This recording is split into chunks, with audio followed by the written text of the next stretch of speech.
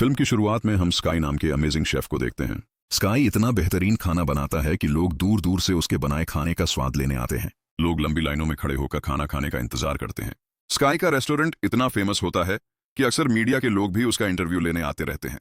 मूल रूप से स्काई पुरानी तकनीक का उपयोग करता है जिससे उसका खाना बहुत स्वादिष्ट बनता है। स्काई के कटिंग करने के तरीके और खाना पकाने की कला से हर कोई हैरान होता है, लेकिन इतने अच्छे शेफ बनने के पीछे उसका एक दिल दहला देने वाला अतीत है जो हमें फ्लैशबैक में जाकर पता चलता है। स्काई को बचपन से ही खाना बनाने का शौक था और उसके पिता बहुत अच्छे शेफ थे। जब स्काई सिर्फ 10 साल का था तो उसके पिता, जिनका नाम मिस्टर को है, उसे बहुत डांटते थे। वो कहते थे, तुम इतने बड़े हो गए हो लेकिन तुम्हें अभी भी नूडल्स तक बनाने नहीं आते, तुम कभी भी एक अच्छे शेफ नहीं बन सकते। फिर मिस्टर को अपने कुकिंग करियर को आगे बढ़ाने के लिए स्काई को अकेला छोड़कर चले जाते हैं। हालांकि स्काई अपने पिता का काफी देर तक इंतजार करता रहा, लेकिन उसके पिता फिर कभी वापस नहीं आए।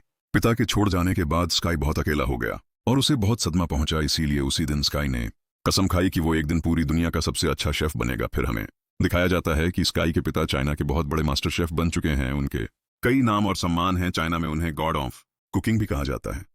लेकिन इतने सालों के बाद भी स्काई के पिता ने किसी को नहीं बताया कि उनका एक बेटा भी है और इसी कारण से स्काई अपने पिता से बहुत नफरत करता है। मतलब सच में किस तरह का पिता अपने छोटे से बच्चे को करियर बनाने के लिए अकेला छोड़ देता है। फिर हम देखते हैं कि जब मीडिया के लोग स्काई के रेस्टोरेंट में उसके खाने की रिपोर्ट देने के लिए खाने को टेस्ट करना चाहते हैं तो स्काई उनसे कहता है कि मेरे लिए सारे कस्टमर बराबर हैं, तो आपको भी खाना टेस्ट करने के लिए लाइन में लगना पड़ेगा। तभी एक आदमी लाइन तोड़कर रेस्टोरेंट के अंदर घुसता है। यह देखकर स्काई उसे भी लाइन में आने के लिए कहता है, जिसे सुनकर वो आदमी बहुत गुस्से में आ जाता है और वह कहता है कि रिनोवेशन के लिए तुम्हारा ये रेस्टोरेंट कुछ महीनों के लिए बंद कर दिया जाएगा, फिर मैं तुम्हें यहां से बाहर निकाल फेंकूं। यह सुनकर स्काई उसे अपने रेस्टोरेंट से बाहर निकाल देता है। वहीं दूसरी ओर पॉल नाम के एक मशहूर और हैंडसम शेफ को दिखाया जाता है। पॉल सिर्फ मशहूर और शाही परिवार के लिए खाना बनाता है। पॉल की एक गर्लफ्रेंड भी है जिसका नाम मायो है। वो पॉल की सहायक शेफ है। फ्रांस के शाही परिवार के लोग पॉल के बनाए खाने से बेहद खुश हैं। ये सब देखकर फ्रांस की एक बड़ी कंपनी ने पॉल को अपने मुख्य शेफ के तौर पर हायर करना चाहा तो पॉल ने उनके ऑफर को रिजेक्ट कर दिया, क्योंकि पॉल अपने पिता के सपने को पूरा करना चाहता है और वह चाइना में अपना खुद का एक रेस्टोरेंट खोलना चाहता है। फिर हम देखते हैं कि पॉल चाइना वापस आ जाता है और मछली खरीदने के लिए बाजार जाता है। वह एक दुकान पर जाकर सबसे बड़ी मछली देने को कहता है, लेकिन दुकानदार उससे कहता है कि उसके पास कोई बड़ी मछली नहीं है। फिर कुछ देर बाद स्काई उस दुकान पर आता है और दुकानदार स्काई को वो बड़ी मछली निकाल कर दे देता है। यह देखकर पॉल को बहुत गुस्सा आता है। दरअसल स्काई उस दुकानदार का रोज का ग्राहक था, इसीलिए दुकानदार ने पॉल को झूठ बोला।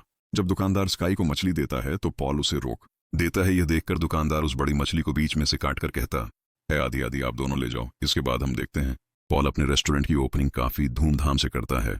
ग्राहक उसकी ओपनिंग देखकर उसके रेस्टोरेंट में जाना शुरू कर देते हैं। उसके रेस्टोरेंट का इंटीरियर काफी अच्छा होता है और महंगे फर्नीचर से सजा होता है।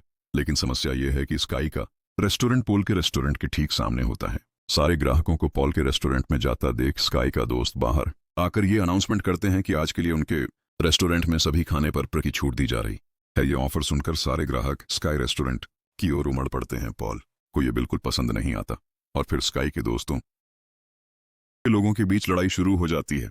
फिर जब स्काई और पॉल एक दूसरे के सामने आते हैं तो आसपास के लोग कहते हैं कि दोनों के बीच में खाना पकाने का कंपटीशन होना चाहिए। पहले तो वो दोनों कंपटीशन के लिए तैयार नहीं होते, लेकिन फिर सभी के बार बार कहने पर दोनों मान जाते हैं और फिर गली के बीच में उनका मछली काटने का कंपटीशन शुरू हो जाता है। सबसे पहले पॉल अपनी कला दिखाना शुरू करता है और बड़ी प्यार से मछली के कांटों को एक एक करके बाहर निकाल देता है। कांटे निकालकर मछली को स्काई की तरफ फेंक देता है और स्काई भी बड़ी ही खूबसूरती से मछली को पकड़ता है और उसे सही आकार में काटना शुरू कर देता है। ये बहुत जल्दी और अनोखे अंदाज में मछली की त्वचा को मछली से अलग कर देता है।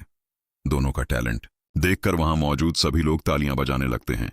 फिर पॉल के रेस्टोरेंट के मेन गेस्ट उससे कहते हैं कि आप दोनों चाहे तो इंटरनेशनल खाना पकाने के कंपटीशन में भाग ले सकते हैं। यह कहकर वह स्काई और पॉल दोनों से हाथ मिलाने को कहते हैं।